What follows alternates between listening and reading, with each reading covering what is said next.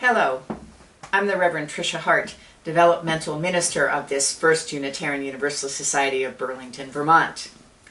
Thank you for coming, members of the congregation and friends and neighbors, visitors from close by and far away. Your presence makes this worship possible.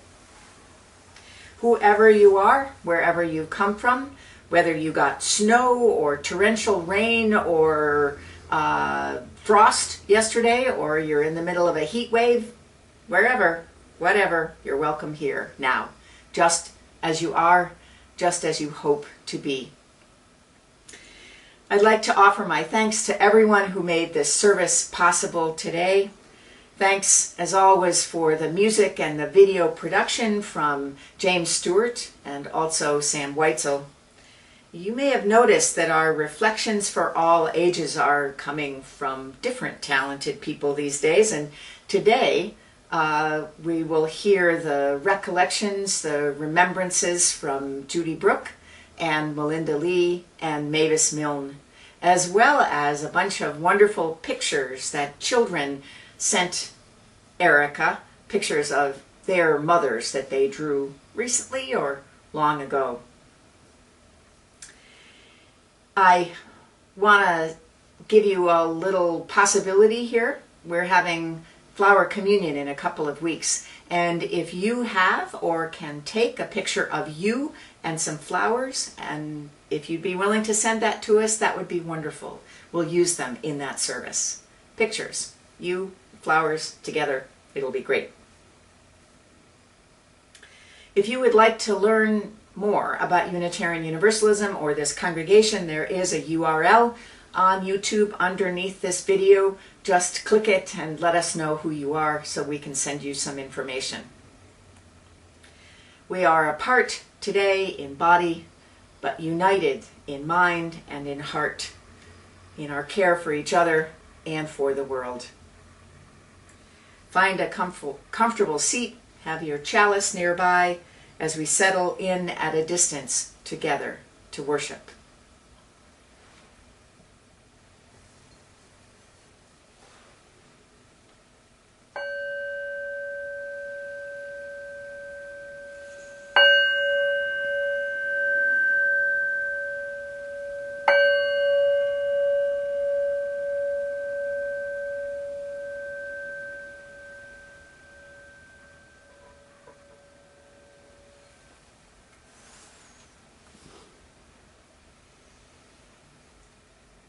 Today's call to worship comes from the work of the Reverend Fred Wooden.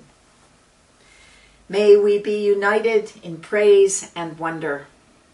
Let us bless this moment that, though brief, is precious to eternity. Let us bless the hour that it is given to us to shape and for us to be shaped by. Let us bless the day that is new and yet familiar, fresh and yet vulnerable.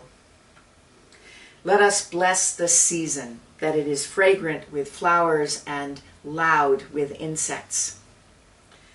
Let us bless the power that pours forth moments, hours, days, weeks, months, years in careless generosity, much as dandelions and mosquitoes spill out in May. So let us light the flame of our chalice, symbol of Unitarian Universalism, all over the world.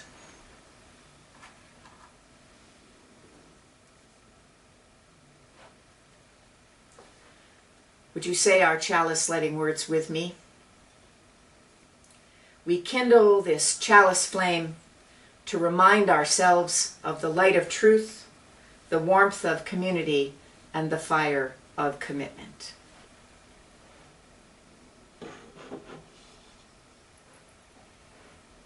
And now, our reflection for all ages.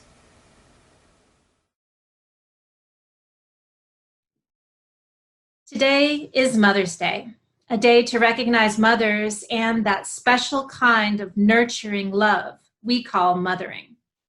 Mother's Day can be a wonderful celebration, and it can also be really hard. Hard because it seems to leave a lot of people out.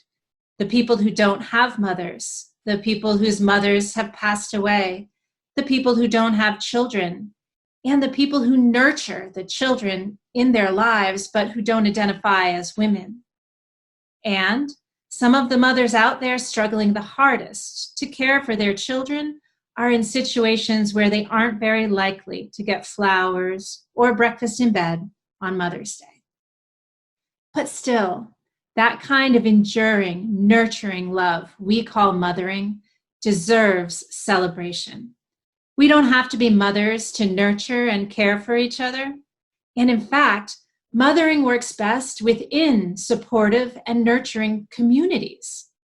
And everyone can play a part in mothering those into existence. Today, we celebrate Mother's Day with reflections from 3 of our worship associates, Melinda, Mavis, and Judy, and with the artwork of some of this congregation's children depicting their own mothers. So a special thank you to Lucille, Max, Charlotte, Sophia, Oliver, and Adele, and your mothers for sharing these very special pieces.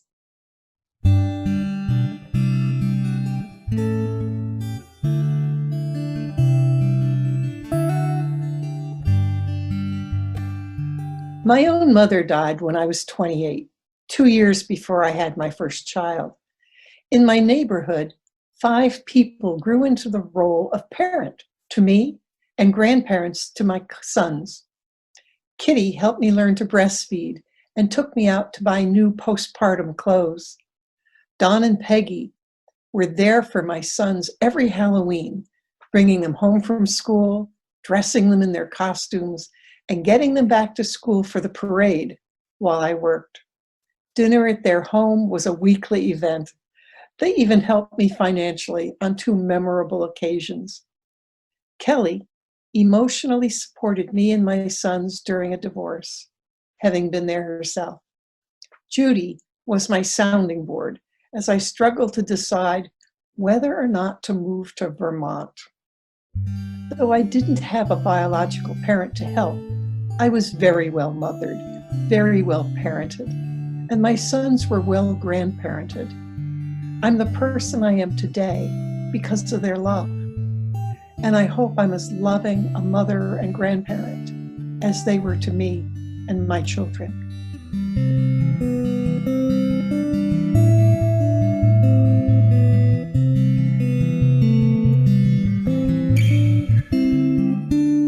There are a lot of things that I love about my mother.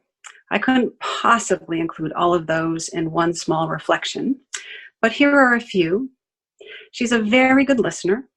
She gives wonderful hugs, and she has a really fun, zany sense of humor. My mother is also a musician. She loves music. She plays the piano and sings, and for her, making and listening to music brings her joy. It also brings her great comfort when life gets hard. So it was important to her that she share this gift with her kids. Now, one of the things that I am most grateful for is that when I was young, my mother made me practice my violin. There were times when this wasn't easy for either of us. Sometimes I really did not want to practice. There were times when I just wanted to relax on the couch, watch TV, play with the cat, eat potato chips, anything other than practice. During these times, when my mother kept after me, I'd give her a hard time. Sometimes I'd get mad. I'd argue. I'd tell her I didn't like the violin and that I even wanted to quit. And she didn't like that very much. Thankfully, my mother knew when to back off and to see beyond my anger. She knew, in my case, that beyond that anger, there was something happening inside of me that was important and worthwhile. And it was true that I actually liked learning new songs. I liked that it got easier and easier to hit the right pitch and sometimes even make beautiful sounds. As I learned more, it got to the point where it didn't feel like playing the violin at all, but more like I was inside the music, like I was flowing inside of a beautiful melody or tone. And for me, that feeling is such a wonderful gift. I've been playing my violin now for over 40 years and carrying that lovely feeling with me. Just like for my mother, music has added so much beauty and comfort to my life. Now I'm keeping after my daughter to practice her flute. Sometimes she'll complain and drag her feet, but I learned from my mom to look beyond her grumpy face to that part of her that gets into that lovely flow, that makes beautiful sounds, and that loves music.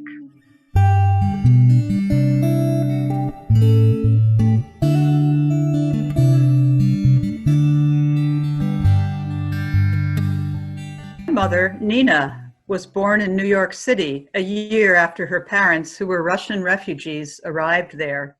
She taught them English while she learned it in school, and Nina always spoke Russian to them on the phone, to the chagrin of all of us, her daughters, who felt so left out, as well as sure they were talking about us. We never learned that language since my father didn't think it was a good idea. I remember her taking me to see the Mona Lisa when it was on display in the city around 1960. She went to the New York Philharmonic Orchestra and taught me to love ballet. Nina died when I was a young woman, but that was after we had the chance to visit Paris together, enjoying Notre Dame Cathedral and the Louvre Museum. This is a Russian emerald ring that I inherited from her. I think of another woman like a mother to me, who died just a few years ago. I had her company in my life ever since I was 4 years old. She was the mother of my best friend growing up. Sally sewed her children's clothes and taught me how to ride a bike and improved my driving skills. Now when I sit sewing cloth face masks, I have a photo of Sally nearby for inspiration. And when I need advice from time to time, it's Sally I imagine listening to me closely, as she once did.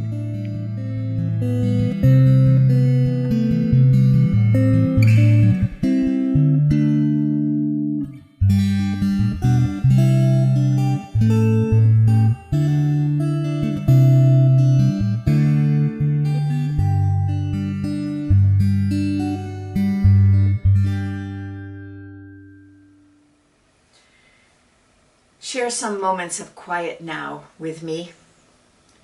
Take a breath. Close your eyes if you want.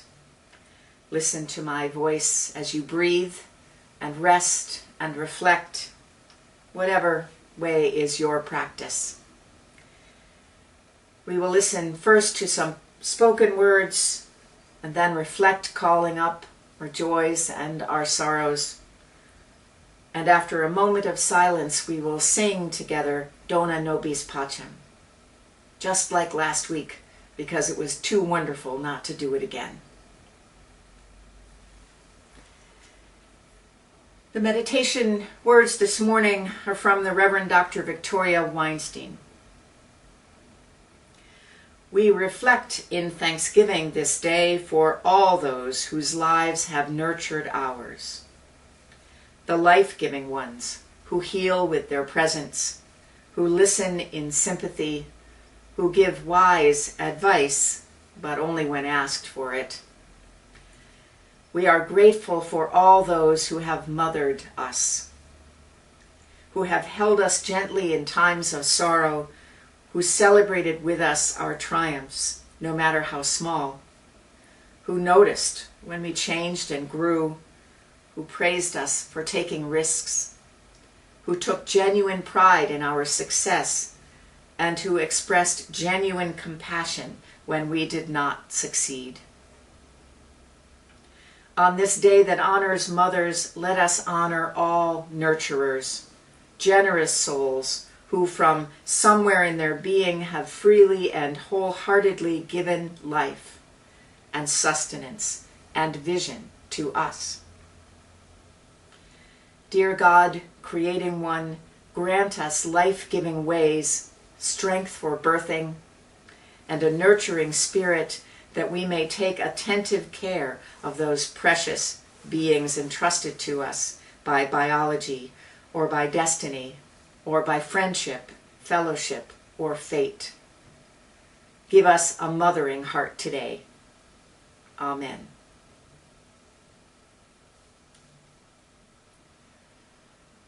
So who has mothered you? Who gave you advice when you asked for it? Who celebrated your triumphs?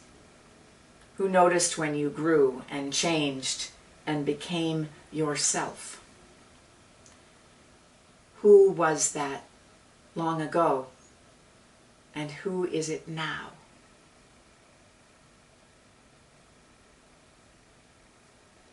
And who are you caring for? Caring for through your actions, in your thoughts, through calling or texting or sending an old-fashioned letter. Who is it? And how does caring make your heart grow or grieve?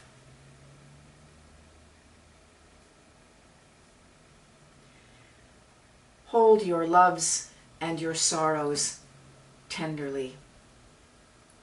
Remember that you are not alone. Others hold you as you hold them right now, in thought, in mind, and heart, and prayer. Let us be quiet together. Take a breath.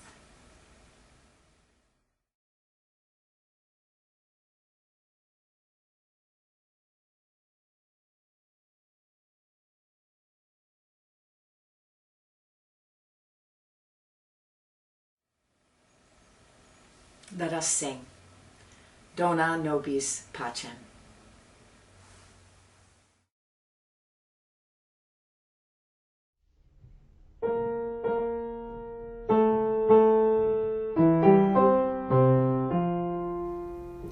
Dona nobis pacem,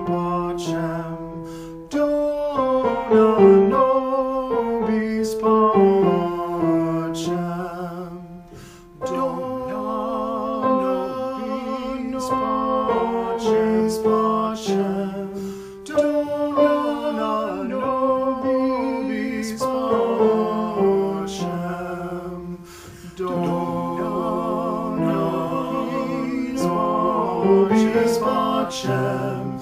Dona nobis pacem.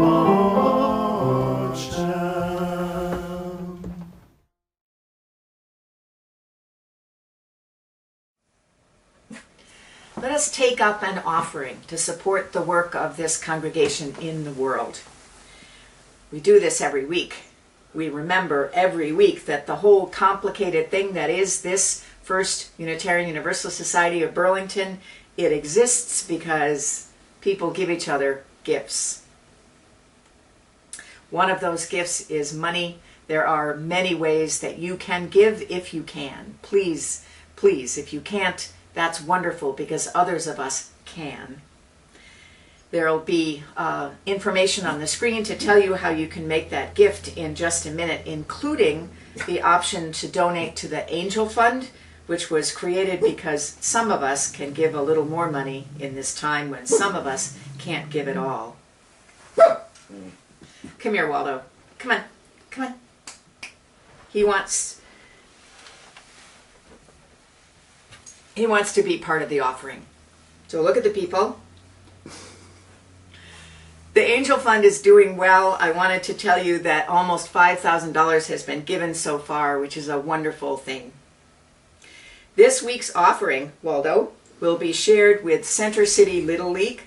Since the early 1980s, Center City Little League has provided a fun summer activity for children ages 4 through 12 in the Old North End of Burlington. Thank you for your faith and for your gifts.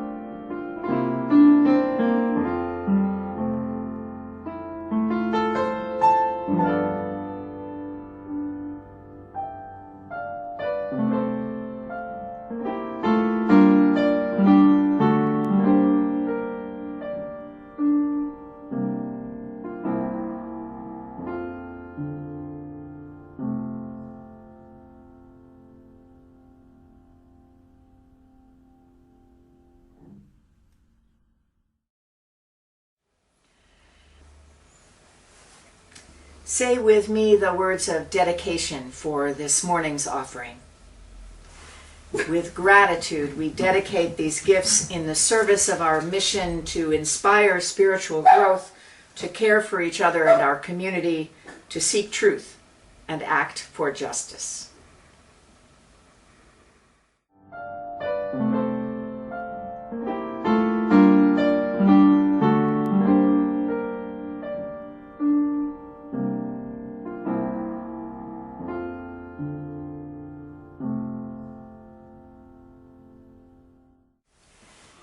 Happy Mother's Day to all the mothers present, to all who love their mothers and all who are trying.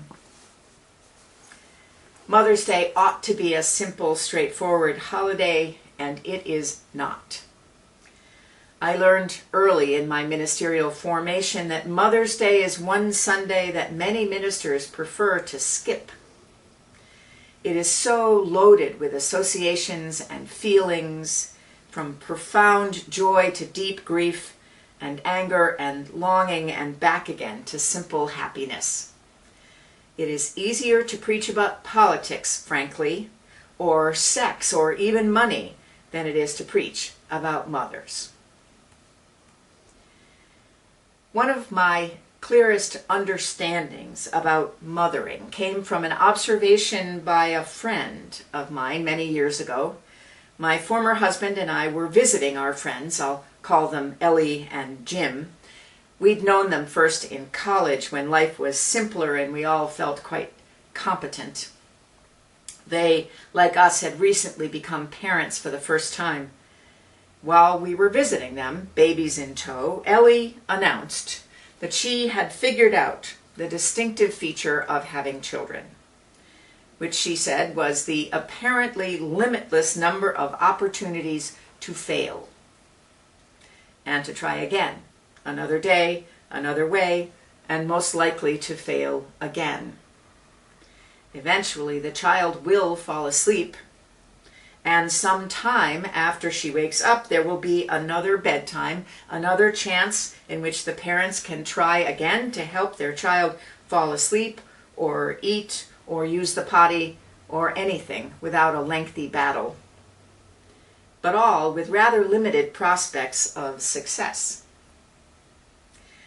I need to be clear, my friend was not talking about a failure to love or to care for her child. She wasn't even being pessimistic, I don't think. She had begun, though, to realize how much the work of caring for another person, even a very small one, was different from any job that she'd ever had. It was focused almost entirely on the process rather than the outcome. The challenge of parenthood, the difficult gift, is to constantly find ways to care effectively, creatively, lovingly, to fail, and then to try again. Talking about all these things, we felt very wise, as I recall.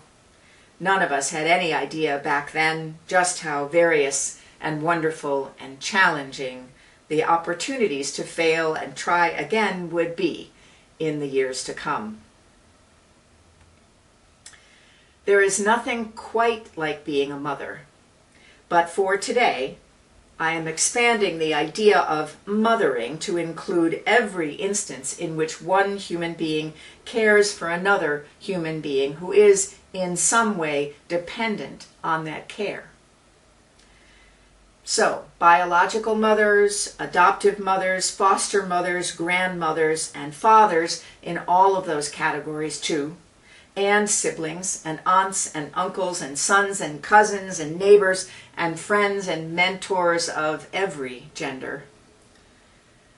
All of us, if we're lucky, will have at least a few opportunities in life to provide that kind of care. The kind that without it, babies and children and lots of grown-ups too would die, or be lonely, or sad, or in danger. Mothering, or whatever you'd like to call this kind of caregiving, it saves lives and it changes them. Not just the lives of those who are cared for, but the lives of those who give care as well. Which leads me to a story, a true story. It happened in New Jersey near Murray Grove, which is the sacred site of our only Unitarian Universalist miracle. If you don't know the story of John Murray and Farmer Potter's Chapel, come to lunch, the Zoom-in lunch on Wednesday, and I'll tell you. This was an outing on Mother's Day weekend. A group of people from the Lancaster church, where Peter and I were the ministers. There were 13 of us, and 9 vessels, 5 kayaks and 4 canoes, and notably various levels of skill and experience on the water. It was Margaret's idea. The rest of us were caught up by her enthusiasm and our imaginations of a day spent gently paddling down a creek through the woods. The youth group had done it years before, so how hard could it be?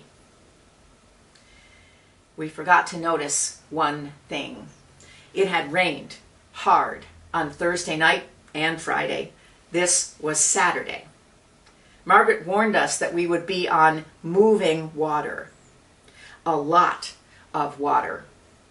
So much water that the river's banks had essentially disappeared.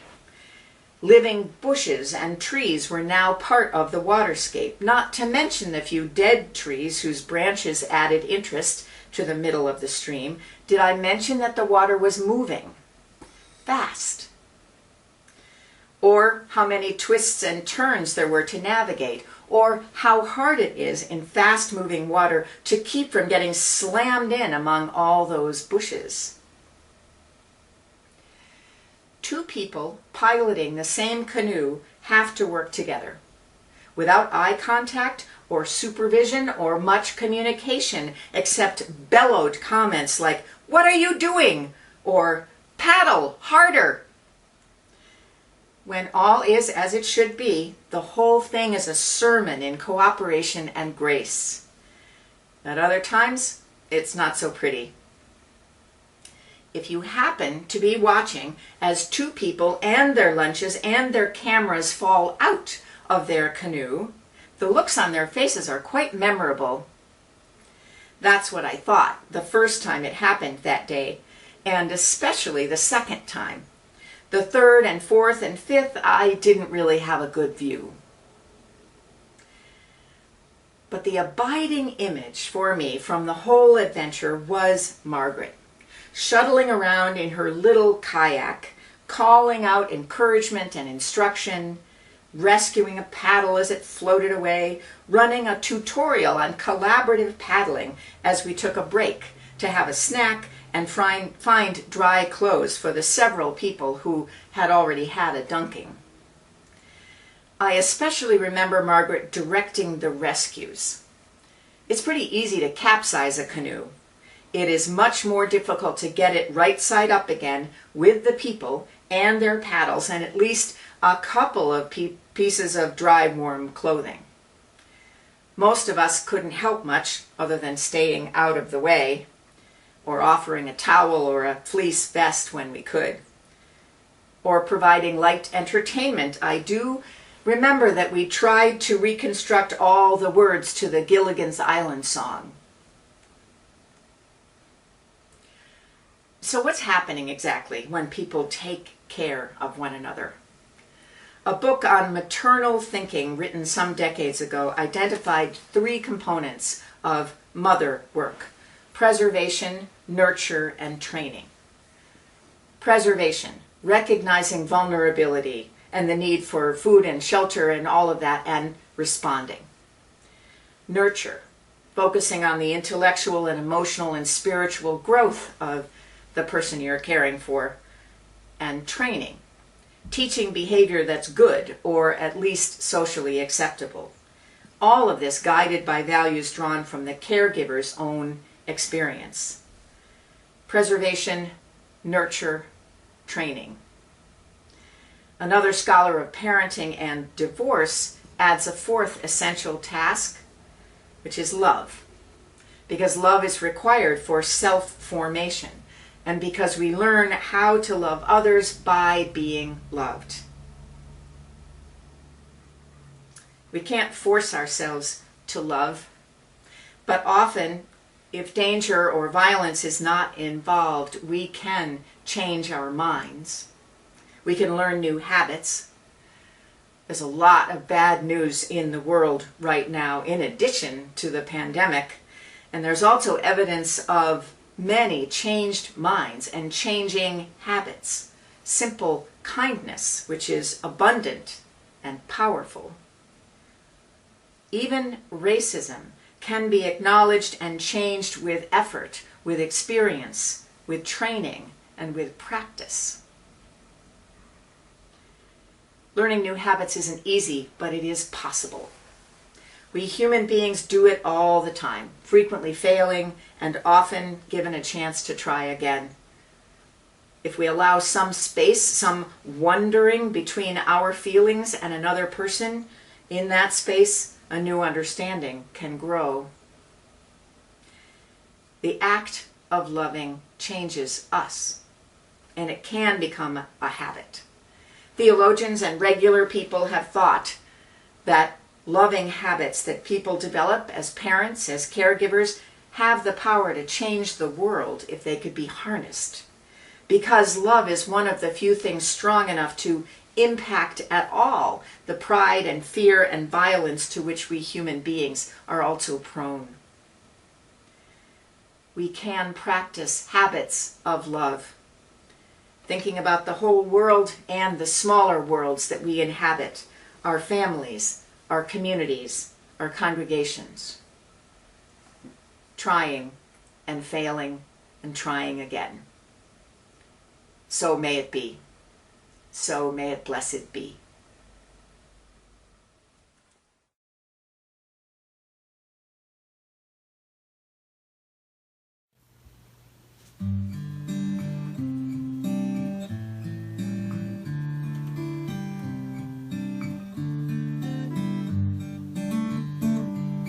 Sleep, my child, and peace attend you all through the night. I who love you shall be near you all through the night. Soft the drowsy hours are creeping, hill and vale in slumber sleeping.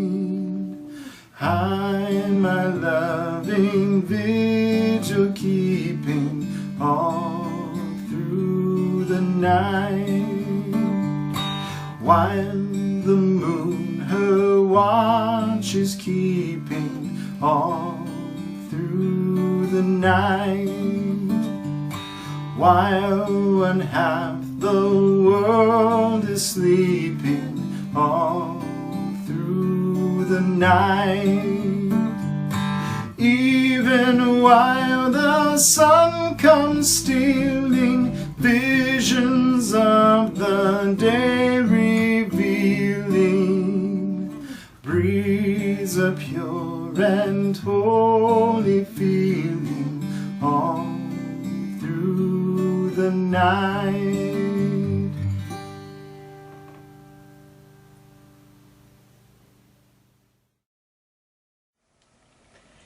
Let us extinguish our chalice flame. Say the words with me. We extinguish this flame, but not the light of truth, the warmth of community, or the fire of commitment. These we carry in our hearts and share with the world until we are together again.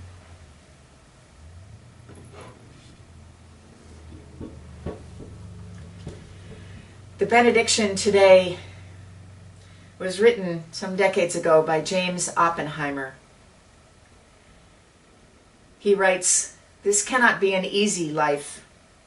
We shall have a rugged time of it to keep our minds open, to keep them deep, to keep our sense of beauty and our ability to make it, and our occasional ability to see it in places remote and strange and unfamiliar.